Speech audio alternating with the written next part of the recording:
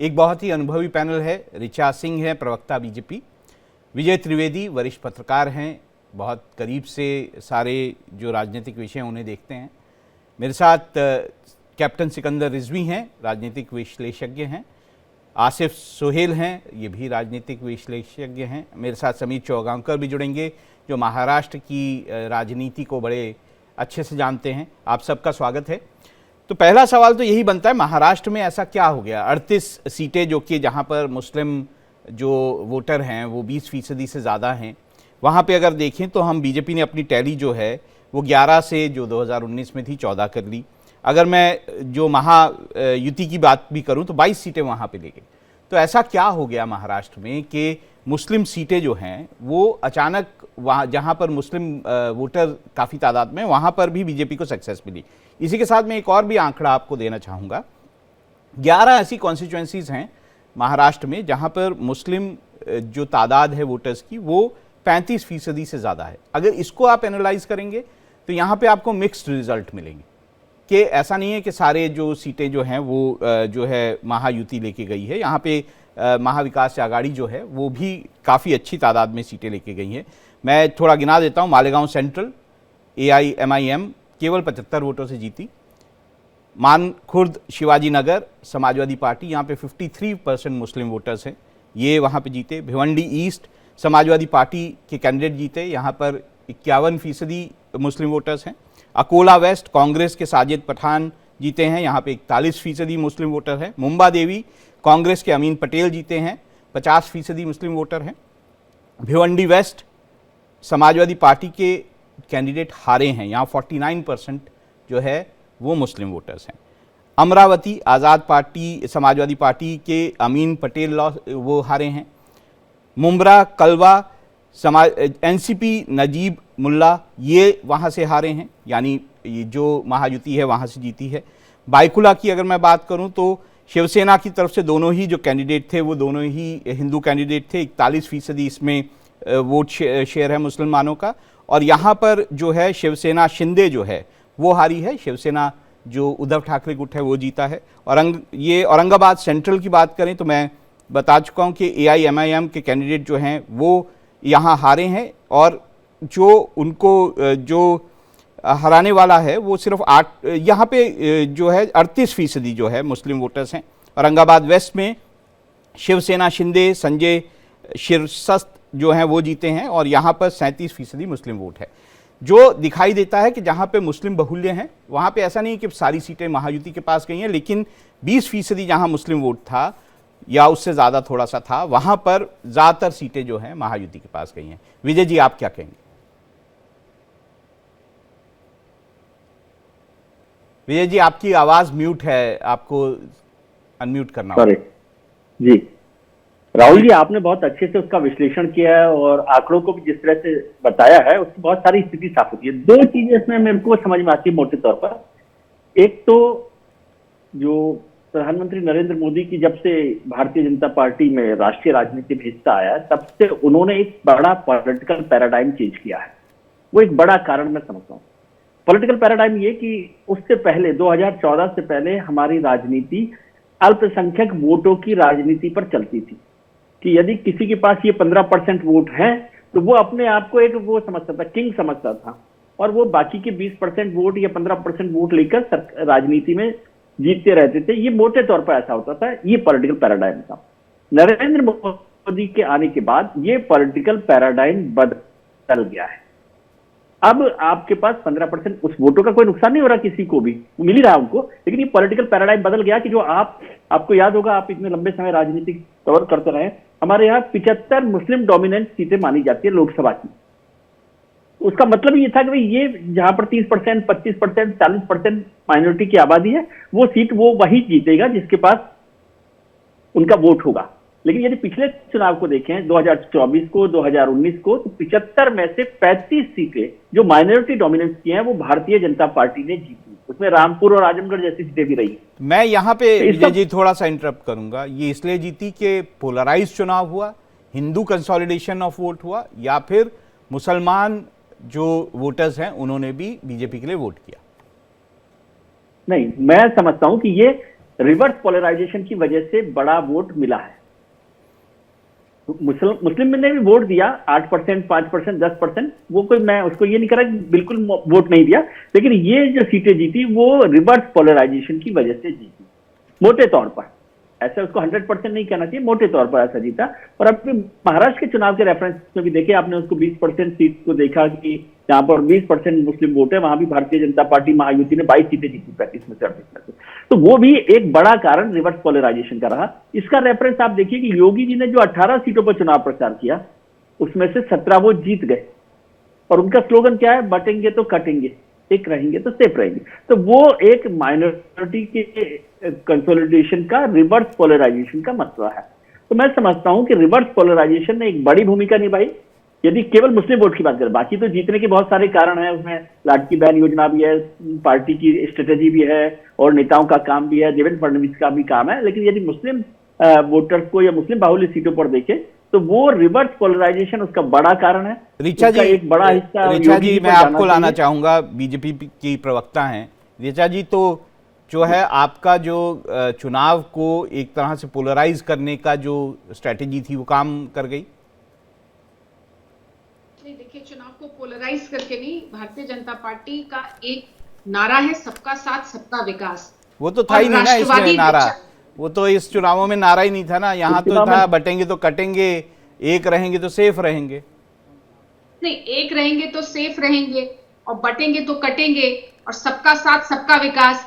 सबका मर्म एक ही है कि हम सबको साथ लेकर चलते हैं, और भारतीय जनता पार्टी लगातार इस देश के विकास में जिस तरीके से सारे धर्मों को, सभी जातियों को साथ लेकर चल रही है, तो कहीं ना कहीं जो ये एक भ्रम बना हुआ था कि अल्पसंख्यक वोट जो कि तुष्टीकरण करने वाली राजनीति है सिर्फ उनके साथ ही जाता है, उस भ्रम को भी इस चुनाव में आपने स्वयं बताया कि वो टूट चुका है पूरी तरीके से।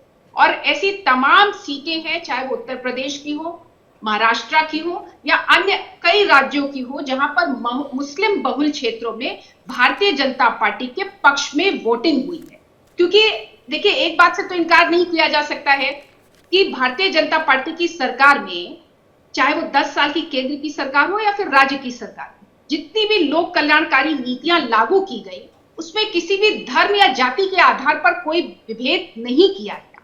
और मुस्लिम बाहुल्य इलाकों में भी इस बात का संदेश गया कि आदरणीय प्रधानमंत्री मोदी जी के नेतृत्व में सबका साथ हो रहा है, सबका विकास हो रहा है। लेकिन ये तुष्टीकरण करने वाली जो पार्टियां हैं, चाहे वो कांग्रेस हो या फिर समाजवादी पार्टी, जो छद्म सेकुलरवाद का चोला तो ओढ़ती हैं, लेकिन उनके विकास के मुद्दे को कहीं पीछे। ऋचा जी, जब आप सबका साथ सबका विकास बोल रही थी इस संदर्भ में, वैसे नहीं बोलूंगा, वैसे बीजेपी जो है उनकी नीतियां सभी के लिए होती है, लेकिन इन चुनावों के संदर्भ में जब आप ये बात कर रही थी तो विजय त्रिवेदी जी बहुत जोर से मुस्कुरा रहे थे। तो आखिर वो इससे शायद लगता नहीं है सहमत? बिल्कुल मुस्कुरा सकते हैं, क्योंकि इस तरीके का नैरेटिव गढ़ा गया है कि भारतीय जनता पार्टी कोई जो है अल्पसंख्यक विरोधी पार्टी है, जबकि भारतीय जनता पार्टी ने तो जितने, आप देखिए ना कि इस देश में मुसलमान राष्ट्रपति देने का काम भी भारतीय जनता पार्टी ने किया।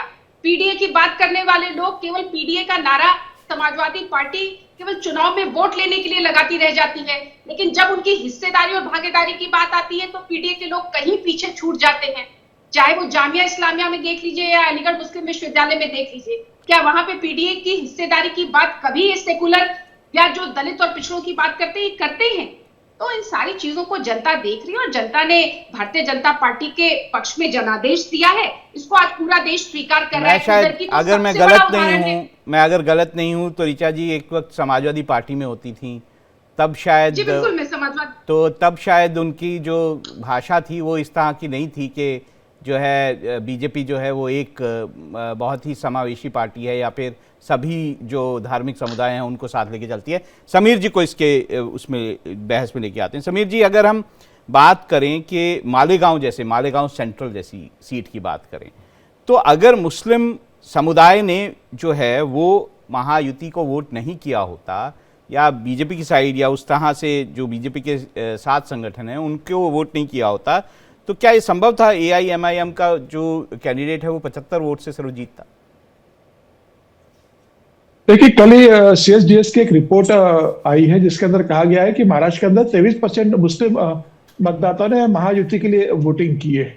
भारतीय जनता पार्टी के नेतृत्व में महायुति को 23% अगर वोट जा रहा है, अगर ये मान लिया जाए कि वहां पर अजित पवार भी है तो अजित पवार के कारण वोट किया होगा, तो मान लेते हैं कि 10% अजित पवार के कारण आया होगा, तो कम से कम 13% तो वोटर ऐसा है जो मुस्लिम मतदाता जिसने भारतीय जनता पार्टी के लिए वोट किया है। भले ये बात दूसरी कि भारतीय जनता पार्टी किसी मुस्लिम उम्मीदवार को मैदान में नहीं उतारती है, और चाहे वो महाराष्ट्र का चुनाव हो या किसी और राज्य का चुनाव हो, लेकिन मुझे लगता है कि भारतीय जनता पार्टी ने जिस तरीके से मुस्लिम वोट महाराष्ट्र के अंदर मिले हैं, ये एक सरप्राइजिंग, क्योंकि भारतीय जनता पार्टी ये मान के चलते कि मुस्लिम कम्युनिटी हमको वोट देती नहीं है तो उनको टिकट देने का अर्थ नहीं है। और जो योगी आदित्यनाथ ने जो नारा दिया था बटेंगे तो कटेंगे, या प्रधानमंत्री मोदी ने कहा था कि एक रहेंगे तो सेफ रहेंगे, तो बेसिकली जो सबको साथ लेने की जो भारतीय जनता पार्टी की रणनीति थी महाराष्ट्र के अंदर, और ये सब जानते हैं कि किस एक भारतीय जनता पार्टी मांग के चलती है कि हमें वोट नहीं मिलेगा, किस तरह के मदरसों से उलेमा किस पार्टी के लिए वोट देते हैं, उद्धव ठाकरे के सुनील प्रभु और सचिन अहिर किस तरीके से बैठक करते हैं मुस्लिम वोट्स के लिए। तो भारतीय जनता पार्टी को इस बात का आभास था कि उनको एक विशेष समुदाय का वोट नहीं मिलेगा। लेकिन महाराष्ट्र में इस बार ऐसा हुआ है, उसी महाराष्ट्र में नहीं, अगर आप राजस्थान के जो उपचुनाव हुए अगर उनका परिणाम भी अगर देखेंगे तो वहां भी मुस्लिम कम्युनिटी ने कुछ हद तक भारतीय जनता पार्टी को वोट दिया है। ठीक है, जो हमेशा कहा जाता है कि 7 से 8% मुसलमान भारतीय जनता पार्टी को वोट करते हैं, इस बार मुझे लग रहा है कि जो महाराष्ट्र का चुनाव रहा है और जो उपचुनाव हुए उसमें देखने के आया है कि कम से कम 17 से 18% वोटर्स ने भारतीय जनता पार्टी को वोट किया है। तो ये किस आधार पर किया है, क्या सहयोगी दलों के कारण किया है, क्या अजित पवार उसके बड़ा फैक्टर है, या प्रधानमंत्री मोदी की ऐसी योजनाएं रही, या ट्रिपल तलाक का मामला रहा है, या सबका साथ सबका विकास सबका विश्वास की जो प्रधानमंत्री मोदी की बात थी उसके आधार पर किया है। मुझे लगा है कि रिसर्च की बात होगी, भारतीय जनता पार्टी जरूर इसका रिसर्च करेगी कि वो क्या फैक्टर थे जिसके कारण मुसलमानों ने इस बार भारतीय जनता पार्टी को वोट किया है। लेकिन ये एक सुखद अनुभव है अगर मुस्लिम वोट भारतीय जनता पार्टी के पास जाते हैं। और कुंदर की सीट तो आप देख सकते हैं, मैं कुंदरकी पे आऊंगा। देखिए समीर जी, मैं कुंदरकी को बहुत डिटेल में डिस्कस करना चाहता हूं, अपने आप में बिल्कुल ही ऐसा फिनोमेना है जो है स्टडी करने लायक है। लेकिन मैं चाहूंगा कि जो कैप्टन सिकंदर रिजवी जो हैं वो उनसे बात करना चाहूंगा कि ऐसा नहीं कि बीजेपी को मुस्लिम वोट मिलता नहीं था। अगर मैं रिपोर्ट्स की, जैसे समीर जी भी एक रिपोर्ट की चर्चा कर रहे थे, 2004, 1998, 1999, 2004 7% मुस्लिम वोट बीजेपी को मिला था इन तीनों चुनावों में। अगर मैं 2019 की बात करूं 9% मुस्लिम वोट मिला था, 2024 में 8% मुस्लिम वोट मिला। लेकिन क्या ये सच में मान लिया जाए कि मुसलमान जो हैं उन्होंने बीजेपी को कहीं ना कहीं स्वीकार कर लिया है? ध्यान नहीं जा रहा है बिल्कुल। जो हमारी इस टाइम अंतर्राष्ट्रीय कूटनीति है इस समय, और मुसलमान की नजरें टिकी हुई है, वो किसी भी वर्ग का हो, किसी भी उस कहते नहीं कि वो शिया हो या सुन्नी हो, जो भी हो, मुसलमानों बहुत तबके हैं, उनकी नजर टिकी हुई थी कि भारत का क्या मूव है। जो इस समय खाड़ी देशों के अंदर हालात हैं, हर घर में बच्चे से लेकर बूढ़े तक इस पर चर्चा कर रहे थे। तो मोदी जी का ब्रिक्स में जाना और इजराइल अमेरिका का अलग थलग होना, ये बहुत बड़ा फैक्टर है। और आजकल मुसलमान भी पढ़ लिख गया है, समझ लीजिए इस चीज को, और उनके व्हाट्सएप चलते हैं। मैं आपको यहाँ पे एक डेटा और देता हूँ। देखिए, ये शायद मिसनोमर है या फिर ये भ्रांति है कि पढ़ा लिखा मुसलमान बीजेपी को वोट करता है।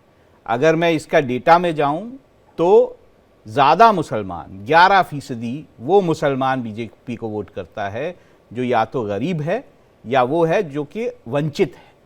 तो इससे आगे अब आप बताइए। मेरी बात कंप्लीट नहीं हुई थी शिरबाज। मैं इसीलिए आपको मैंने दूसरी नहीं, बिल्कुल चल रहा है, व्हाट्सएप चल रहा है, व्हाट्सएप के ऊपर संदेशा चल रहा है, और मौलाना लोग भी चला रहे हैं। मत समझिए कि वो कि बहुत पढ़े लिखे, मैं किसी की बात कर रहा हूँ जिसने एमटेक किया हो या पीएचडी की हो, मैं बात कर रहा हूँ पढ़ा लिखा उसको कह रहा हूँ जो इंटर तक के पढ़ा लिखा भी है, वरना तो बिल्कुल जाहिल पंचर वाला। मैं बिल्कुल क्लियर कट हूँ। दूसरा एक बहुत बड़ा फैक्टर था जिस टाइप के हमले हो रहे थे, जिससे खाड़ी के अंदर इसराइल का और उसका हमास का हो, चाहे ईरान को चल रहा हो, तो हमारी इंडियन नेवी अदन में जाकर के पाकिस्तान ईरान के अबदान के पोर्ट पे जाके खड़ी हो गई थी। और उस टाइम चलने शुरू, मेरे पास भी आया था कि भारत ने अच्छा मूव था इस समय किया है, और नेवी जाके हमारी खड़ी हो गई है, ये संदेशा दिया है सीधे इजराइल को। देखिए, बिल्कुल ध्यान किसी का नहीं जा रहा है, क्योंकि मैं सामाजिक स्तर पर काम करता हूं, मुझे अच्छे से पता है। देखिए, हमारी इंडियन नेवी जाके अबदान में खड़ी हो गई है, यानी ईरान का सपोर्ट ना हो लेकिन हम वहां खड़े हैं, अगर हमला करो तो हमारे पे भी हमला हो रहा है, ये संदेशा गया है, ये चला है व्हाट्सएप रात के रात। आप इसको आप बिल्कुल नहीं ले रहे हैं और नहीं नहीं, बिल्कुल मैं ये आपकी हुआ बातों को ऐसा। बड़े संजीदा तरीके से ले रहा हूँ। मैं आपसे कह रहा हूं ये हुआ है ऐसा कि वो उनके भी इस चीज की लहर दौड़ गई कि मोदी साहब जो भारतीय जनता पार्टी ने सही फैसला लिया है, अलग थलग नहीं छोड़ दिया है। तो ये बहुत सर्कुलेट हुआ है, उसका जो आज वोट मुसलमान कर रहा है वो बिल्कुल सोच समझ के कर रहा है। वो आपने जो बात कही ना कि पिछड़ा वर्ग जो है या जो सबसे गरीब तबका है मुसलमानों को देता है, बिल्कुल ठीक आप कह रहे हैं, लेकिन उसमें कहीं ना कहीं उनका भी रोल होता है। जिन लड़कों ने 12वीं पास कर ली है, वो चाहे किसी मॉल में जाके सेल्समैन होता, लेकिन अकल बहुत दौड़ रही, सारे टाइम लेके खोल के बैठे रहते हैं कहा क्या चल रहा है। ठीक है, ये बहुत बड़ा फर्क पड़ा है सर। ठीक है ये मेरी सिकंदर जी, अपील है। सिकंदर रिजवी साहब, आसिफ सोहेल से बात करना चाहूँगा। ये थोड़ा सा डेटा मैंने आसिफ बताया, मैं और थोड़ा सा बताता हूँ। 12% अशरफ मुसलमान जो हैं वो बीजेपी को वोट करते हैं, ये डेटा सामने आया 2024 के उससे। ये भी डेटा सामने आया कि 6%, केवल 6% जो तबका जो अफ्लुएंट है, जिसे हम रिच बोलते हैं या फिर वेल ऑफ मुस्लिम हैं, वो सिर्फ बीजेपी को वोट करते हैं। ये डेटा जब आप देखते हैं तो आपको क्या लगता है कि जो स्कीम्स जो हैं, जो लोगों तक पहुंच रही हैं, बीजेपी जो स्कीम्स चलाती हैं, क्या वो कहीं ना कहीं एक वर्ग को, मुसलमान में एक वर्ग को अट्रैक्ट कर रही है बीजेपी की तरफ? सर मैं तो ये बिल्कुल नहीं मानता हूँ। देखिए, मुसलमानों को जब मॉब लिंचिंग किया जाता है, हमारे वक्त के प्रॉपर्टी खींचे गए हैं, खाने पे पाबंदी की गई है, मस्जिदों पे अटैक किया जा रहा है, उसके बाद आप समझते हैं कि ये लोग को हम वोट देना चाहिए। सर बैलेट पर आप इलेक्शन करवाइए, जब आपको क्लियर पता चलेगा। इतने तो मुसलमानों का जमीर गिर गया नहीं है सर, उनके ऊपर इतना जुल्म होने के बावजूद आप कहते हैं और आपका डेटा कहता है, मीडिया चैनल्स कहते हैं, ठीक है, काफी सारे लोग कह रहे हैं कि मुसलमानों ने वोट दिया। देखिए, डेटा तो किसी का फर्ज नहीं होता ना, डेटा तो इंडिपेंडेंट लोग देते हैं। सर मेरी बात खत्म कर लीजिए। सर देखिए, इतना जुल्म, खाने के नाम पे तो इतना जुल्म किया गया महाराष्ट्र में। क्या है सर, डेवलपमेंट पे बताइए, मुसलमानों को कितना डेवलपमेंट किया गया। सिर्फ भाजपा ने पिछले 5 साल में छोटे पार्टियों को खत्म करने का काम किया। छोटे पार्टियों को सत्ता दी थी थोड़े दिन के लिए, खिलौना हाथ में खेलने के लिए, और उनको वो खत्म कर वापस फिर जो गद्दी पर बैठने का काम किया। ये न शिवसेना समझ सकती ना और ना एनसीपी समझ सकती। तोड़ने के बाद दोनों गुटों को तोड़कर ये लोगों ने वापस सत्ता में अपना कदम जमाया है। मैं नहीं मानता सर। देखिए, हमारे वक्त के ज्यादा तो वो खत्म कर रहे हैं, ठीक है सर, उसके बाद भी हम वोट दे, किस चीज पे वोट दे? आप एश्योरेंस दीजिए, भारत के प्रधानमंत्री हमें एक एश्योरेंस देना चाहिए कि मुसलमानों के को जो जुल्म किया जा रहा है उसके खिलाफ को आवाज उठाएंगे। के बारे में तो नहीं बोलेंगे ना सर, वो सिर्फ मंगलसूत्र की बात करेंगे, की बात करेंगे सर। आकर जो सो आप उत्तर प्रदेश में देखिए, संभल में क्या हुआ, एक नौजवान बच्चों को मार दिया गया है ना सर, इनकाउंटर के नाम पर। जो आज हमारा संविधान हमें प्रोटेस्ट करने की इजाजत देता है, पत्थर मारने की इजाजत थोड़ा देता है आसिफ साहब। आज आवाज कहाँ है बताइए, उसके बाद क्या मैंने वोट दे सर? आप बताइए मुझे। ये आप बैलेट पर चुनाव कराइए हिंदुस्तान के अंदर, तो जब बताएगा कि दलित, मुस्लिम, सिख, ईसाई, और वाकई में हिंदू भी बोल रहा हूं मैं सर, हमारे हिंदू भाई जो है ना सर, वो भी जो तो ये ट्रैपों में नहीं आएंगे। बैलेट पर आप चुनाव करवाइए, तो बराबर जो सो आपका कॉन्स्टिट्यूशनल तरीके से चुनाव होगा। इसको जो तो वोट जाएगा, तो नहीं वोट जाएगा, जब समझ में आएगा सर।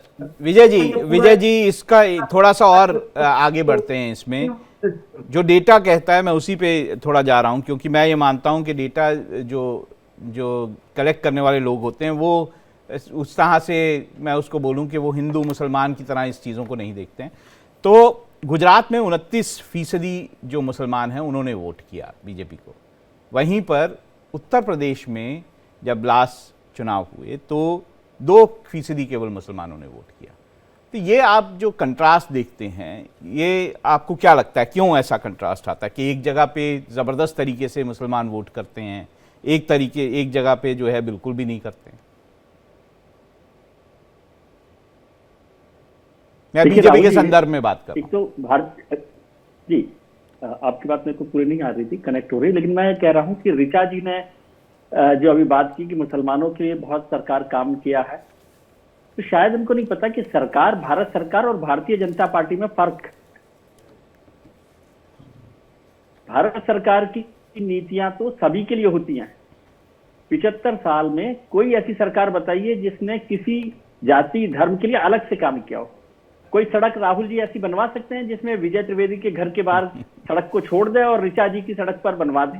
ऐसा तो नहीं होता ना। तो उसे मुसलमानों पर एहसान की तरह से मत डालिए। भारत सरकार की नीतियों को और भारतीय जनता पार्टी की नीतियों में फर्क देखिए।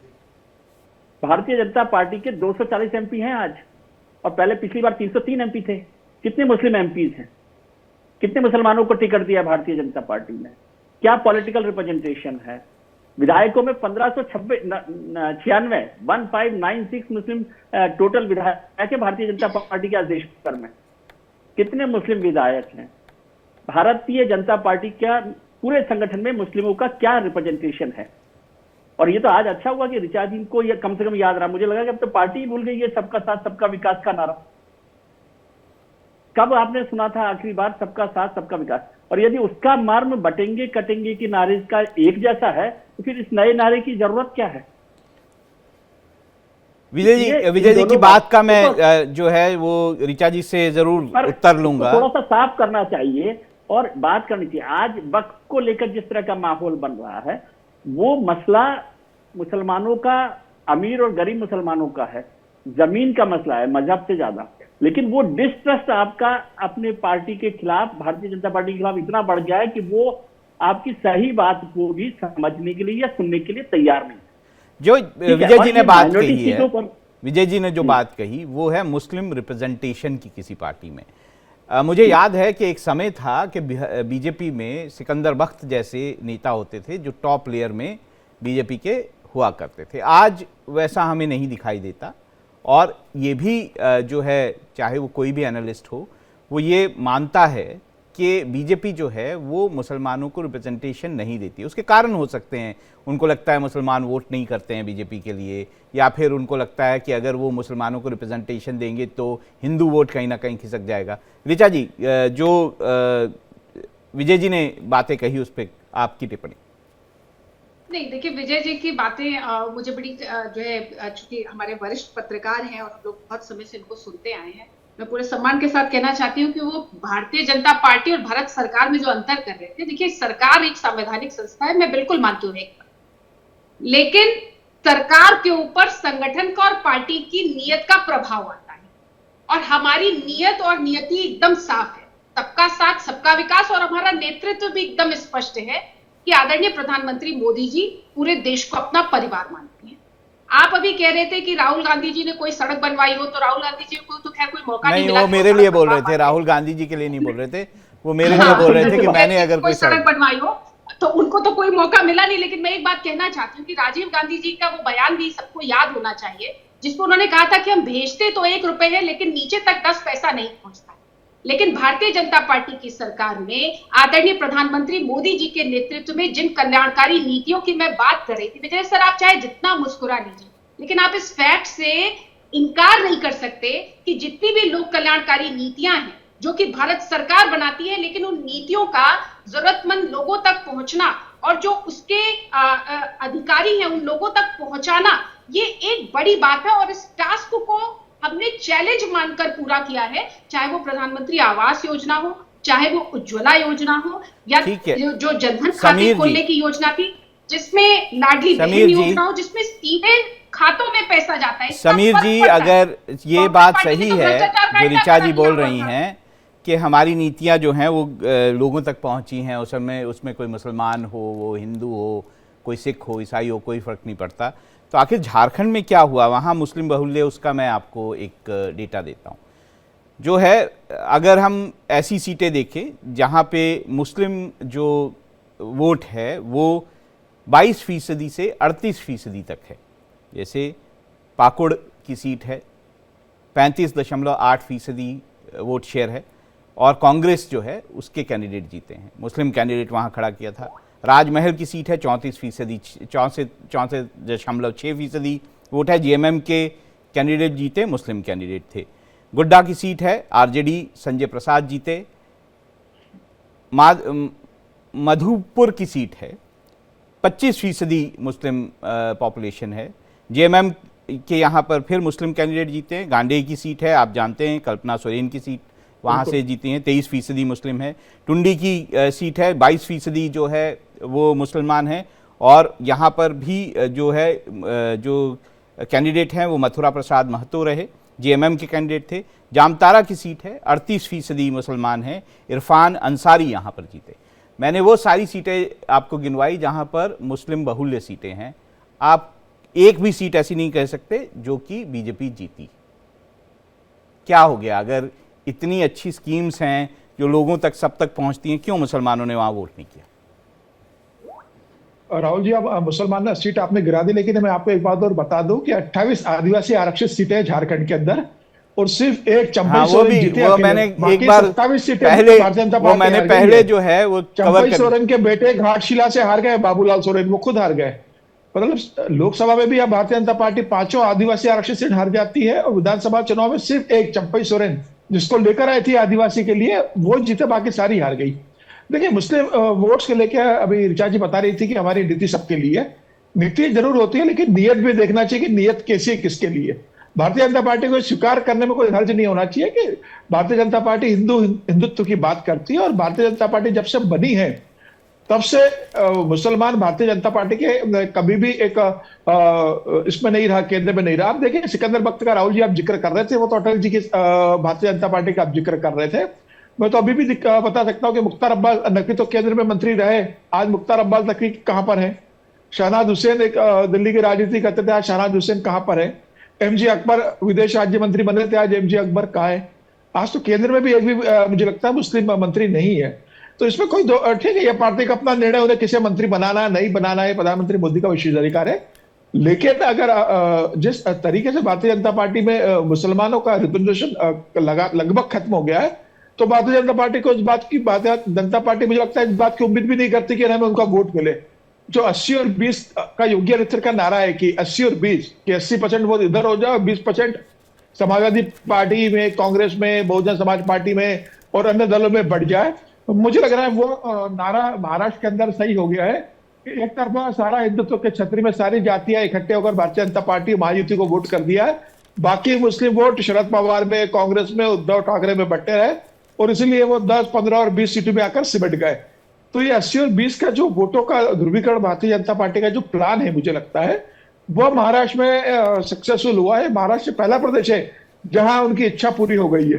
तो अगर ये पूरे देश में अगर लागू होता है आने वाले समय में, तो मुझे लग रहा है कि फिर बड़ा मुश्किल होगा विपक्ष के लिए करना, क्योंकि लगातार विपक्ष कि जिस तरीके से भारतीय जनता पार्टी जो चाहती थी कि विपक्ष मुस्लिम दृष्टिकोण की राजनीति का एक आरोप लगता रहे या वो दिखता भी है मुसलमानों की राजनीति का, तो ये विपक्ष के लिए बहुत बड़ी चुनौती है कि वो इससे बाहर कैसे निकले।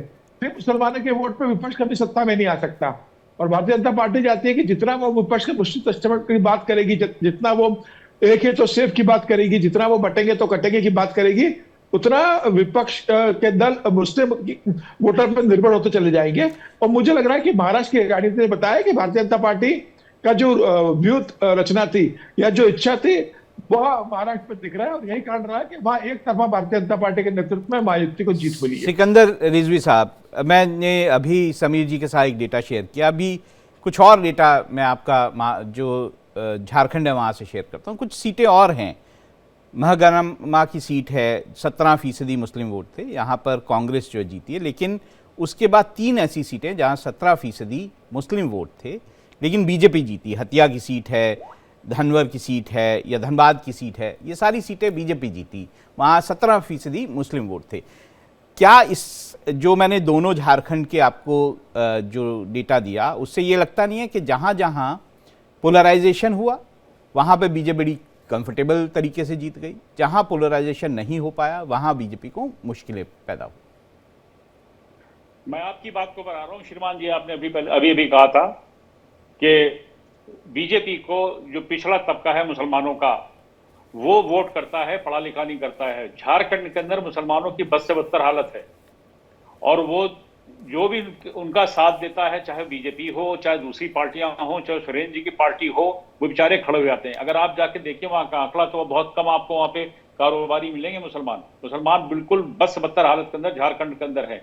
वो तो बेचारे भीड़ के साथ चलते रहते हैं। बीजेपी ने हो सकता काम किया हो, बिल्कुल किया हुआ, क्योंकि कुछ उनकी स्कीम इतनी अल्पसंख्यक के लोगों की है, हो सकता है कि उससे अट्रैक्ट हुए हो, अभी आपने कहा था कि वो नीचे का तबका देता, तो नीचे का तबका ज्यादा है, नहीं, अगर मुसलमानों नीचे को का वोट तबका दिया होगा। इतना ज्यादा देता होता, मैंने तो डेटा आपको बताया था, अगर इतना ही सर, ज्यादा होता सर, तो सर, जो due 22% से respect, 38% सर, जहां मुसलमान है वहां जीत गए मैं- होते बीजेपी वाले। सर ड्यू रिस्पेक्ट में बहुत देर से, आई एम सॉरी, मैं आप पर कोई इस तरह डायरेक्टली बात नहीं करना चाह रहा हूँ। जो आप डाटा की बात कर रहे हैं, ये भी कौन डाटा इकट्ठा कर रहा है, ये तो देखिए आप। देखिए डाटा करूं, मैंने तो जो मैं डेटा नहीं आपको चाहिए दे रहा हूँ वो सर। CSDS आप का डेटा है, फील्ड में- हम लोग उस पर विश्वास नहीं, करते हैं थोड़ा बहुत। नहीं, हम विश्वास नहीं करते। मैं हूं सोशल वर्कर सर, और मैंने PhD करी सोशल वर्क में, ह्यूमैनिटी के ऊपर। मैं जाकर देखता हूं फील्ड के अंदर, ये सब बेकार की बातें। आई एम सॉरी, हमको सर मैं ब्लड जा रहा हूं। मैंने आपसे कहा ना कि आप जाके देखिए, बस से बदतर हालत है झारखंड के मुसलमानों की। आप छत्तीसगढ़ के मुसलमानों की हालत देखिए, उससे भी गई गुजरी है वहां पर। उनको जाके आप जहां समझा दीजिएगा, वो आप खड़े हो जाएंगे आपके पीछे। पढ़े लिखे नहीं है, परसेंटेज देखिए कि सबसे कम पढ़े लिखे झारखंड के छत्तीसगढ़ के मुसलमान है। इधर का तो आपका यूपी बिहार का पढ़ा लिखा मुसलमान है सर। आप देखिए तो सर, सही, करोड़ों उन्होंने बीजेपी को वोट किया समीर होगा। जी कुछ बोलना चाह रहे हैं, कितना समीर जी कुछ बोलना कितना चाह रहे हैं, वोट उनको भी किया सुन होगा? लीजिए। सर कह रहे हैं कि झारखंड का मुसलमान बहुत गरीब है, करोड़ों रुपए निकल रहा है झारखंड के विधायक और मंत्री के यहाँ से, उसके नौकर के यहाँ से करोड़ों रुपए निकल रहे हैं। वो दो गरीब और चार- पिछड़ा कहाँ से दो नजर आ चार रहा के है? पास से निकलने हैं, आम आदमी के पास से नहीं। दो चार के पास से निकलने, जो MLA हो, MP की आप बात कर रहे हैं आप, वो तो करप्ट हर जगह है, बहुत सारे हैं, बहुत सी पार्टियों के हैं, बहुत सी रीजनल पार्टी में। यूपी के अंदर उनके पास से पैसा बरामद हुआ। मैं तो लखनऊ का हूं, मैं तो यहाँ सारी पॉलिटिक्स बिहार और यूपी की देखी हुई है। दो चार के पास निकले, सर, आम के पास नहीं। झारखंड में आम आदमी जितने के पास नहीं है कांग्रेस के पैसे। एमएलए हैं, मैं आपको बता दूं, झारखंड में जितने कांग्रेस के एमएलए हैं सब फॉर्च्यूनर पे घूमते हैं। आप तो उनको अगर ये कांग्रेस के कह मैंने- दो कि वो आप कांग्रेस गरीब के, है, आप ही पिछड़े कह रहे हैं, कांग्रेस के उनके घूमते, पास कांग्रेस कितना के- पैसा है बिल्कुल शायद आप देख लीजिएगा। हाँ बिल्कुल कांग्रेस के बीजेपी घूमते के हैं, तो हम भी होंगे नहीं घूमते ना, हैं, यूपी में बीजेपी भी। वाले तो अरे, वोट ही नहीं साहब, देते, मतलब MLA सीट ही नहीं छोड़ देते हैं मुसलमानों को, तो बीजेपी के तो होंगे नहीं ना मुसलमान MLA। वो सही बोल रहे हैं समीर वही जी। मैं कह रहा हूँ, वही कह रहा हूँ। वो कांग्रेस की हो चाहे समाजवादी पार्टी, उन्हीं नहीं, आप कह रहे थे ना बहुत गरीब है वहाँ मुसलमान, बहुत ज्यादा पिछड़ा हुआ मुसलमान है। वो समीर जी ये बता रहे थे कि जो कांग्रेस के मुसलमान MLA हैं वो फॉर्च्यूनर्स में घूमते हैं, तो ऐसा कोई गरीबी उनके राजनीतिक लोगों में नहीं है। कंपैरिजन कर रहे हैं गरीब आदमी से, MLA MP को आप कर रहे हैं, करोड़ों रुपए खर्च करके वो इलेक्शन लड़ करके आता है, और उन गरीबों को लेता जो बेचारे वहां तो गरीब पैदा होते हैं, गरीबी मर जाते हैं छत्तीसगढ़ और झारखंड के अंदर, दोनों जगह। और तो और यूपी को, बिहार का भी कोई हिस्सा पूर्वांचल का जाके देख लीजिए, तो गरीबी पैदा मैं होगा, वही गरीबी आप मर ही की जाएंगे। बात कह रहा था, फिर झारखंड में मुसलमानों ने वोट क्यों नहीं किया बीजेपी के लिए? अगर गरीब जो है वो वोट करते हैं बीजेपी को, गरीब मुसलमान, तो क्यों नहीं किया? मैंने तो आपको सीटें गिनवाई। दिया होगा, आपको नहीं पता, दिया होगा, परसेंटेज जरूर कम होगी, खैर मुसलमानों ने वोट वो नहीं दिया होगा, लेकिन ये पांच सिर्फ बंदा कह देना कि 50 वोट दिया दे रहा है। होगा, उससे पांच बात नहीं बंदा बनती है। मैंने मुसलमान- आपको बाकायदा सर, एक सीट मैं सीट आप- के हिसाब से बना सर, दिया। आंकड़े की बात आसिफ आप जी करें, के पास 50 चलते हैं। मुसलमानों ने वोट दिया आसिफ है, सोहेल जी, 50 मुसलमान उनको वोट क्या दिया बीजेपी आपको लगता है कि बीजेपी जो है उसको कभी भी, आपने पहले भी कहा कि आपको नहीं ये लगता है कि मुसलमान कभी बीजेपी के लिए वोट करेगा। कुंदर की, जो इसको मैंने अभी तक छुआ नहीं था, उस पर आ जाते हैं। कुंदर की सीट में ये माना जा रहा है कि 48% मुसलमानों ने बीजेपी कैंडिडेट के लिए वोट किया। आप अभी जो है मुसलमानों को, अपने ही जो आपकी समुदाय के लोग हैं उनको आप कह रहे थे कि क्यों करेगा कोई इसके लिए वोट।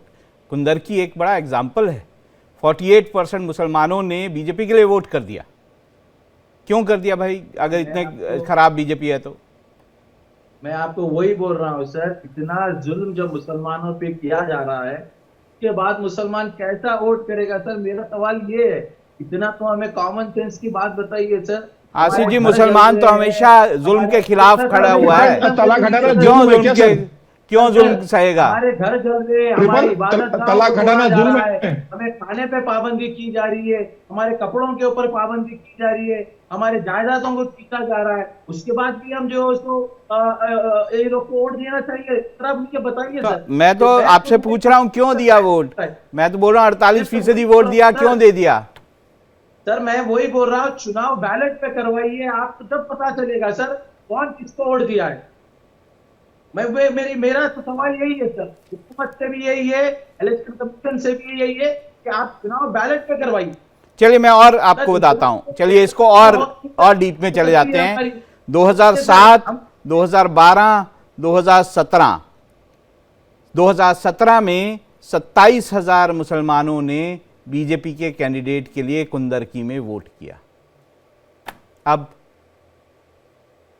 आज तो आप बोल दें कि आज जो है वो सब अत्याचार चल रहा है। 2017 में तो अत्याचार नहीं चल रहा था, 2007 में तो नहीं चल रहा था, 2012 में तो नहीं चल रहा था। 2000 देखिए सर, ये तो कई पिछले 75 सालों से मुसलमानों के ऊपर जुल्म किया जा रहा है, आज का नया नहीं है। और 2014 के बाद से हिंदुस्तान के हालात इतने बदल गए हैं, खुलेआम निकल कर आ गया है सर। देखिए आप चीज अरे को देखिए, सारा सारा कांग्रेस के कश्मीर टाइम का में छोटा पंचर पानी जुड़वाया सर, गया है। आज मुसलमानों कांग्रेस की की क्या सरकार में इंदिरा गांधी के टाइम में तो पंचर जुड़वाया मुसलमानों से, दरिया में नुआई है, पढ़ाई लिखाई कहाँ होती थी। कोशिश की जा रही है, बच्चियों को पढ़ने के लिए रोका गया है हिजाब के नाम पर, खाने की पाबंदी कर दी गई है, काफी सारी चीजों से सर इकोनॉमिकली और हमें सोशली जो हमें मारने की सारी कोशिश कर रहे हैं। सर ये मुल्क के हम हिस्सेदार है सर, यहाँ के हम सेकेंड हैंड सिटीजन नहीं है, हम हमारा हक बराबर लेंगे, बराबर बैलेट के जरिए लेना चाह रहे हैं सर। आप बैलेट के जरिए चुनाव कराइए, जब पता चलेगा सर। विजय जी, आपको लेके आते हैं कुंदर की। क्या लगता है, रामवीर सिंह जो हैं वो 1,44,000 जो है वोटों से जीत जाते हैं, मतलब उनको 1,70,000 से भी ज़्यादा वोट मिलते हैं ऐसी जगह जहां 60% मुसलमान हैं। कुंदर की, जहां पे समाजवादी पार्टी माना जाता बड़ी स्ट्रांग है, सिर्फ समाजवादी पार्टी के कैंडिडेट को 25,880 वोट मिलते हैं। ऐसा क्या बदल गया? जी राहुल जी, कुंदरकी को लेकर हम सब लोग ही इस पर चर्चा कर रहे हैं। मैं इसको एक तो एक्सेप्शन की तरह से देखता हूँ, मैं कोई चुनाव में गड़बड़ी के तौर पर नहीं देखता हूँ। एक तो रामवीर सिंह जी को आपने देखा हो तो चुनाव प्रचार के दौरान भी वो मुस्लिम जो ग्रुप्स थे उनके साथ मुलाकात कर रहे थे, अपनी टोपी पहनकर, जिसको लेकर भारतीय जनता पार्टी में थोड़ी सी हिचक रहती है, उसको पहनकर वहां पर कर रहे थे। फिर ब्रजेश पाठक साहब ने वहां पर कुछ अल्पसंख्यक सम्मेलन भी किए। तो बहुत सारी चीजें जुड़ी होंगी और मैं इसको पॉजिटिव तरीके से देखता हूँ कि यदि कुंदरकी में मुसलमानों ने भारतीय जनता पार्टी को वोट किया तो मैं इसको कोई नेगेटिव तरीके से नहीं देखता। मैं तो समझता हूँ कि सब जगह यदि सब लोग वोट डालें पार्टी को या किसी को भी, लेकिन यहाँ पर बहुत हैरानी है कि करीब करीब 11 कैंडिडेट हैं, 9-10-11 कैंडिडेट, टोटल 12 कैंडिडेट, 11 कैंडिडेट मुसलमान। हाँ वही कह रहा हूँ, 11 मुस्लिम कैंडिडेट है और उनका टोटल वोट भी कुल मिला के 40,000 नहीं है, 50,000 वोट सब मिला के। 50,000 वोट है, 5,000, 6,000, 800, 700 वोट है। तो इसका मतलब वो रामवीर सिंह की भी लोकप्रियता हो सकती है कि वो समाज में जो जाति है, धर्म है, उससे अलग होकर हो सकता है कि वो चुनाव लड़ रहे हो और उस पर उनका प्रभाव हो। लेकिन फिर भी मैं इसको एक्सेप्शन के बाद भी एक पॉजिटिव साइन के तौर पर देखता हूँ। मैं ऋचा जी, मैं समीर जी आपके पास आऊंगा। ऋचा जी, आप कैसे देखते हैं कुंदर की चुनाव को? बहुत अप्रत्याशित रिजल्ट है, कोई नहीं मानता था कि ऐसे कुंदर की सीट पे 60% से ज़्यादा मुसलमान, वहाँ पर बीजेपी का कैंडिडेट जो है एक रिकॉर्ड मार्जिन से जीत जाएगा। 31 सालों बाद बीजेपी का कोई कैंडिडेट जो है वहाँ पे जीता। जी बिल्कुल, देखिए कुंदरकी की जीत इस बात का प्रमाण है कि उत्तर प्रदेश में मुस्लिम वर्ग ने जो अल्पसंख्यक वोटों के तुष्टीकरण को सिर्फ वोट बैंक की तरह इस्तेमाल करते हैं उसको नकार दिया। ये इस बात का प्रमाण है। कुंदरकी में कोई हमें छोटी जीत नहीं मिली है, लगभग 1,50,000 वोटों से जो है ठाकुर रामवीर सिंह ने जीत दर्ज की है। 1,44,000, और मैं आपको 1,44,000 लगभग, इसीलिए मैंने लगभग बोला। और मैं आपको एक बयान बताना चाहती हूँ जो समाजवादी पार्टी के हाजी रिजवान थे। मैं इस बात को, चूंकि उनका बयान मैं कोट कर रही हूँ, ऐसे शब्दों का इस्तेमाल नहीं होना चाहिए, लेकिन हाजी रिजवान समाजवादी पार्टी जो लंबे समय तक कुंदरकी में जीतती रही है, जिसने मुसलमानों को एक सड़क नहीं बनाकर दी, उनके साथ उनके बीच में कोई काम नहीं किया, इसको लेकर तो नाराजगी थी ही। लेकिन हाजी रिजवान का और समाजवादी पार्टी का यह बयान था कि समाजवादी पार्टी कुत्ते के गले में भी पट्टा डाल देगी तो वो जीत जाएगा। तो उत्तर प्रदेश का मुस्लिम समुदाय ये देख रहा है कि अल्पसंख्यक वोटों को केवल अपने वोट बैंक की तरह इस्तेमाल करते हैं। और हम तो कह रहे हैं कि हम सबका साथ सबके विकास की बात करते हैं, और हम बार बार कह रहे हैं एक है तो सेफ है और बटेंगे नहीं। तो जो भी राष्ट्रवादी विचारधारा में अपना विश्वास रखते हैं वो एक मंच पर आए। लेकिन मैं एक बात और कहना चाहती हूँ, क्योंकि अभी एक पत्रकार महोदय संभल की बात कर, तो देखिए संभल में जिस तरीके से जो हिंसा हुई है वो बिल्कुल इस तरीके की हिंसा सभ्य समाज में स्वीकार्य नहीं की जा सकती है। लेकिन अगर कोर्ट के आदेश के बावजूद समाजवादी पार्टी लगातार जिस तरीके से वहां लोगों को भड़काकर, उकसाकर, जियाउर रहमान बर्ग जो वहां के सांसद हैं, जिनका ये बयान 3 दिन से तमाम टीवी चैनलों में घूम रहा है, जिसमें वो कोर्ट के आदेश को ही मानने के लिए तैयार नहीं है। ये ऋचा जी, बात तो ये भी हो रही है कि ऐसी क्या जल्दबाजी हो गई थी कि उसी दिन करना था? ऐसी क्या जल्दबाजी थी जब पता था कि वहां पर जो है भीड़ इकट्ठा है, वहाँ पर चार्ज्ड एटमॉस्फेयर है, तो क्यों करना था वहाँ पे जाके उसी दिन सर्वे? कोई ऐसी जल्दबाजी हो गई थी कि सर्वे उसी दिन करके उसी दिन कोर्ट रिपोर्ट के- देनी कोर्ट थी? के- कोर्ट तो के- खैर कोर्ट कोर्ट के आदेश में का भी कई अनुपालन बार जो कराना है प्रशासन जो है कि कोर्ट ये के पास प्रशासन जाता की है, कहता जिम्मेदारी है होगी। कि माहौल सही नहीं है, हम थोड़े दिन बाद ये कर देंगे। कोर्ट मानता है इन चीज़ों को। कोर्ट ये थोड़ा कहता है कि वहाँ पे लोग जो है वो चार्ज हैं, भीड़ है, आप घुस जाइए उसमें। खैर आप अपनी बात पूरी करें। हाँ, तो मैं बिल्कुल कह रही हूँ कि हम 29 तारीख तक रिपोर्ट सबमिट करनी थी, और जिसके चलते सर्वे हुआ और पूरे नियम और कानून के साथ सर्वे हुआ। लेकिन जिस तरीके से कुछ दल और विशेषकर समाजवादी पार्टी और कांग्रेस केवल तुष्टीकरण के लिए पत्थरबाजों के समर्थन में उतर आती है, उग्रता के समर्थन में उतर आती है, तो उसको भी उत्तर प्रदेश की जनता देख रही है। और देखिए, मुस्लिम जनता तो समुदाय ये भी देख रहा है। देखेगी कि 5 लोगों की वहां मौत हुई है। किसी भी हाल में 5 लोगों की मौत को जस्टिफाई नहीं किया जा सकता है। एनीवे, मैं जो है समीर जी के पास जाना चाहूँगा। समीर जी, कुंदरकी पे आप कुछ बोल रहे थे, मैंने उसको बीच में कोई और जो वो वक्ता थे वो बात कर रहे थे, तो मैंने आपको जगह नहीं दी। आप कृपया बताएं। नहीं, मुझे लगता है कि कुंदरकी ने जिस तरीके से चुनाव परिणाम दिया है और जिस तरीके से मुसलमानों ने भारतीय जनता पार्टी के लिए वोट किया है कुंदरकी में, तो मुझे लग रहा है ये आने वाले 2027 के लिए अखिलेश यादव के लिए एक गंभीर चुनौती के रूप में उभर कर आ रहा है। देखिए, अखिलेश यादव की समाजवादी पार्टी एमवाय समीकरण की राजनीति करती थी, मुसलमानों की और यादवों की। उसके बाद उन्होंने 2024 में एक पीडीए का नारा दिया और उस आधार पर वो 37 सीटें जीत चुके थे और भारतीय जनता पार्टी को 33 सीटों पर उन्होंने रोक दिया था। अब अगर जिस तरीके से अखिलेश यादव का जो घर का वोट बैंक है मुस्लिम समाज का, अगर उसमें भारतीय जनता पार्टी सेंध लगा देती है और जिस तरीके से दिख रहा है कि कई और सीटों पर मुसलमान वोटर्स ने भारतीय जनता पार्टी के लिए वोटिंग की है, अगर ये ट्रेंड 2027 के चुनाव में अगर देखने को मिलता है, तो मुझे लग रहा है कि समाजवादी पार्टी के लिए 2007 का जो चुनाव हुआ था उस हिसाब से वहां पर समाजवादी पार्टी जा सकती है। सीटों के बंटवारे में अगर आप बात करेंगे तो समाजवादी पार्टी को उसका बड़ा नुकसान आने वाले चुनाव में होगा।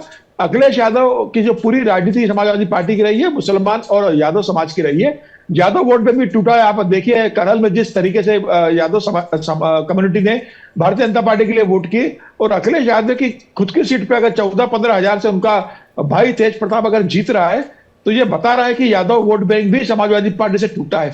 तो अगर एमवाय समीकरण में अगर सेंध लगती है, तो ये तय मानिए कि अखिलेश यादव के लिए बहुत मुश्किल होगा 2027 का चुनाव, जहां वो वापसी की उम्मीद कर रहे थे 2024 के लोकसभा चुनाव के बाद।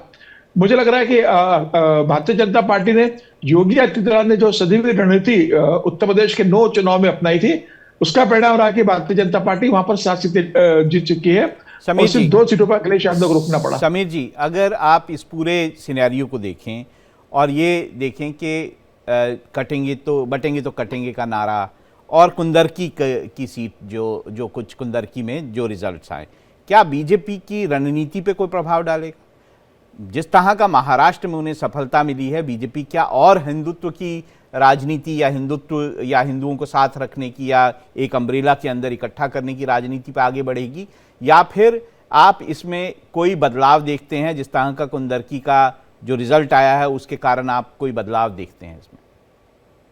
नहीं, एक सीट से भारतीय जनता पार्टी अपनी सालों की तपस्या को स्वाहा नहीं करेगी। योगी आदित्यनाथ तो वैसे भी हिंदुत्व की राजनीति करते हैं। तो योगी आदित्यनाथ के बयान जिस तरीके से हिंदुत्व को लेकर रहे हैं, भारतीय जनता पार्टी की जो रणनीति रही है, मुझे लग रहा है भारतीय जनता पार्टी उसी में बढ़ेगी। लेकिन लोक कल्याणकारी योजनाएं समाज के सभी तबकों तक पहुंचे, गरीब से गरीब मुसलमानों तक पहुंचे, सबका साथ सबका विकास, सबका विश्वास और सबका प्रयास का जो प्रधानमंत्री का मूल मंत्र है, उस पर भारतीय जनता पार्टी संदेश देने की कोशिश करेगी। लेकिन हिंदुत्व नहीं छोड़ेगी। हिंदुत्व के छतरी में सारे जो जातिगत समीकरण है, भारतीय जनता पार्टी को साथ लेके चलेगी। लेकिन ये कोशिश करेगी कि अखिलेश यादव जो मुस्लिम तुष्टीकरण की राजनीति करते हैं, उसको भी किस तरीके से साथ कर भारतीय जनता पार्टी के साथ लाया जा सके, जिससे बच्चा कुचा उनका जनाधार भी खत्म किया जा सके। विजय जी, मैं आपसे इस कुंदरकी पे ही आगे आना चाहूंगा। 3 मैं फैक्टर बताता हूं जो कि मुझे समझ आते हैं। एक फैक्टर कि वहाँ पे शेख ज़ादा फैक्टर जिसे बोलते हैं, कि वहाँ पर जो मुसलमान हैं उसमें 80,000 मुसलमान जो हैं शेख ज़ादा राजपूत मुसलमान हैं, जिसके कारण ये माना गया कि उन्होंने रामवीर सिंह को वोट किया, क्योंकि रामवीर सिंह राजपूत कम्युनिटी से हैं। क्या आप इसको सही मानते हैं? उसके बाद एक और मैं आपको फैक्टर बताऊंगा, पहले इस पे जवाब चाहूँगा। नहीं, राहुल जी, इस पर चर्चा काफ़ी हुई और ये जो हम इसको बैलेंस बना रहे हैं कि भाई राजपूत, और ये बिल्कुल ठीक बात है। एक वहां पर तुर्क को लेकर चलता रहा कि भाई बयान कि तुर्क जो मुस्लिम हैं वो हिंदुस्तानी मुसलमान नहीं है, बाकी जो लोग हैं वो यहाँ के मुसलमान हैं, उनको एक साथ रहना चाहिए। और रामवीर सिंह जी के लिए मैंने पहले ही बोला कि उनकी जो लोकप्रियता वो और राजपूत फैक्टर हो सकता है। इसको आप संघ प्रमुख मोहन भागवत जी के डीएनए वाले बयान से जोड़कर देखिए ना, वो तो बार बार इसी बात का तो जिक्र कर रहे हैं कि हमारा डीएनए एक है। तो क्या वहां पर कुंदरकी के मुसलमान, राजपूत मुसलमान जो 80,000 हैं, 75,000 हैं, वो रामवीर सिंह जी के साथ अपने आप को कनेक्ट करते हैं कि नहीं करते? लेकिन नहीं भी कनेक्ट करते तो वो उनके खिलाफ नहीं खड़े हुए, वो दुश्मन की तरह से उसको नहीं देख रहे। दूसरा फैक्टर शफीकुर रहमान बर्क की जो परिवार है, जो वहां पर बहुत ही सम्मान जिनका है, उस परिवार ने जो कैंडिडेट था मोहम्मद रिजवान, जो समाजवादी पार्टी का कैंडिडेट था, उसका साथ नहीं दिया। वो कोई और कैंडिडेट शुरू में चाहते थे इस सीट के लिए, लेकिन अपनी फैमिली से चाहते थे, लेकिन ऐसा नहीं हुआ। समाजवादी पार्टी ने मोहम्मद रिजवान को कैंडिडेट बनाया और ऐसे में बर्क फैमिली ने उससे किनारा कर दिया। ये एक बड़ा राजनीतिक कारण वहां पर माना जा रहा है। राहुल जी, आपको यदि याद हो कि जो लोकसभा के चुनाव हुए उसमें जियाउर रहमान बर्क जब कैंडिडेट बने तो ऐसा कहा गया कि जो रिजवान साहब हैं उन्होंने उनका साथ नहीं दिया, बल्कि उनको हराने में भी बड़ी ताकत लगाई। हालांकि वो जीत गए, लेकिन वो उनके खिलाफ खड़े रहे, और शायद वो एक वजह थी कि जियाउर रहमान बर्क किसी भी हालत में उनको रिजवान साहब को टिकट नहीं दिलवाना चाहते थे। एक तो अपने परिवार का चाहते थे, लेकिन रिजवान साहब को नहीं दिलवाना चाहते थे। और जब पार्टी ने उनको टिकट दे दिया तो वो टिकट को लेकर जियाउर रहमान बर्क साहब ने शायद सपोर्ट नहीं किया। मैं ये नहीं कह रहा कि उनके खिलाफ करवाया कि नहीं करवाया, लेकिन जो सपोर्ट मिलना चाहिए वो सपोर्ट नहीं मिला। ऋचा जी की इस बात से सहमत हूं, क्योंकि समाजवादी पार्टी में उनका लंबा अनुभव रहा, तो मैं उसमें कंट्राडिक्ट नहीं कर रहा कि अखिलेश जी की जो माइनॉरिटी पॉलिटिक्स है उसका जमाना बदल गया है। अखिलेश जी को और इंडिया ब्लॉक को भी अब इस पर समझना पड़ेगा और उस पर आगे आना पड़ेगा कि कैसे छोटा सा आपसे एक, क्योंकि समय कम है, मैं छोटा सा उसके बाद में समीर जी से भी एक चाहूंगा। एक जो बात और आ रही है, जो कुंदरकी का चुनाव है उसका एक हिमाचल कनेक्शन आ रहा है। आप बोलेंगे मैं हिमाचल से हूं तो शायद जोड़ रहा हूं, लेकिन ऐसा नहीं है। लेकिन एक हिमाचल कनेक्शन है, वो है इल्मा अफरोज का। ये है आईपीएस ऑफिसर जो कि हिमाचल में आईपीएस ऑफिसर थी। इनकी झगड़ा जो है इन्होंने राम कुमार चौधरी वहां एमएलए हैं, उनके साथ इनका झगड़ा हुआ, इनको लंबी लीव पर भेज दिया गया। ये कुंदरकी की बेटी हैं और वहां पर बीजेपी ने घर घर जाके इस मामले को तूल दी थी। बिल्कुल, ये एक बड़ा इश्यू रहा था वहां पर, और जिस तरीके से भारतीय जनता पार्टी ने इसे वहां हैंडल किया और उसका जो फायदा भारतीय जनता पार्टी उठा सकती थी उसका उठाया है, उसका फायदा मिला है। लेकिन एक और बात है कि रिजवान जो भारतीय जनता पार्टी के कैंडिडेट, समाजवादी पार्टी के जो उम्मीदवार थे, वो 2012 और 2017 में वहां से समाजवादी पार्टी से विधायक थे। 2022 में अखिलेश यादव ने उनका टिकट काट कर जियाउर रहमान बर्क को दे दिया था, तो वो नाराज होकर बहुजन समाज पार्टी में चले गए थे और वहां से वो चुनाव लड़े थे। हालांकि वो हार गए, फिर वो समाजवादी पार्टी में आए। तो वहां पर एक्चुअली इस सीट के ऊपर रिजवान की और शफीकुर रहमान बर्क परिवार का जो दुश्मनी है वो रही है आपस के अंदर, और यही कारण रहा कि जब वो संभल के सांसद बन गए 2024 में, तो उनको लगा कि अगर रिजवान यहाँ से विधायक बन जाएंगे तो आने वाले लोकसभा चुनाव में उनकी दावेदारी बढ़ जाएगी और 2 मुस्लिम नेता तैयार हो जाएंगे। तो वो नहीं चाहते थे कि संभल में एक ही मैन में 2 तलवार रहे, रिजवान भी नेता बने और शफीकुर बर्क भी रहमान रहे। तो मुझे लगता है कि शफीकुर रहमान बर्क ने पूरी व्यवस्था सुनिश्चित की कि रिजवान ने चुनाव हारे, और उनके कारण ही वो चुनाव वहां पर हारे हैं। वो एक और फैक्टर जो दिखाई देता है पिछले चुनाव में 2024 के लोकसभा चुनावों से, इन जो चुनाव है महाराष्ट्र का और झारखंड का, एक फैक्टर ये है कि आरएसएस जो है उसने बढ़ चढ़ के इन चुनावों में बीजेपी के लिए काम किया।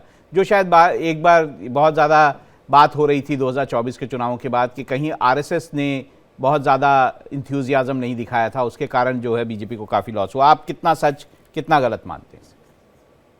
देखिए, आरएसएस तो हमेशा बीजेपी के लिए काम करता है। सिर्फ ये कह देना कि आरएसएस ने काम किया इसलिए भारतीय जनता पार्टी जीत गई, केरल में तो आरएसएस हमेशा पूरी ताकत लगाता है, वहां तो भारतीय जनता पार्टी का खाता भी नहीं खुल पाता। यहाँ पर छत्तीसगढ़ में अगर भारतीय जनता पार्टी 15 सीटों पर सिमट गई तो उस साल भी संघ ने काम किया था। संघ अपना काम करता है, ये कह देना कि संघ ने कभी कम किया कभी ज्यादा काम किया, मतभेद रहते हैं, लेकिन संघ अपनी जिम्मेदारी निभाता है। पार्टी के मैं पास चेहरा आसिफ भी सोहेल कोई से एक बाकी, लास्ट आपके पास कमेंट चेहरा- चाहूंगा। आसिफ जी, जहां ये सब बातें हो रही हैं वहां पे ये बात भी है कि पश्चिम बंगाल में बीजेपी एक भी सीट नहीं जीती, वहां पर सारी सीटें जो हैं तृणमूल कांग्रेस जो है वो जीती, जबकि जो चुनाव हुए चाहे विधानसभा चुनाव चाहे लोकसभा चुनाव पश्चिम बंगाल में, वहां पर भी जो कैंपेन बीजेपी का था वो जो था हिंदुत्व का कैंपेन था। ऐसे में जो काम महाराष्ट्र में हो पाया वो पश्चिम बंगाल में क्यों नहीं हो पाया, आपको क्या लगता है? सर देखिए, जो पार्टी एक नमाज की टोपी पहनने से उनके मुखिया पीछे हटते हैं, उन्होंने वोट मांगने जाकर जो उस वोट का कोई में कोई हक नहीं है। सर बंगाल में जो इलेक्शन किया गया उस पर टाइट स्क्रूटनिंग में किया गया है। आप वो चीज को समझना पड़ेगा। ममता बनर्जी और सारी और बंगाल के जो इंडिविजुअल लोग थे, सारे जो सो वोट में जो इन्वॉल्व थे इलेक्शन में, वो चाहते थे भाजपा वहां पर आकर वहां का माहौल खराब ना करे।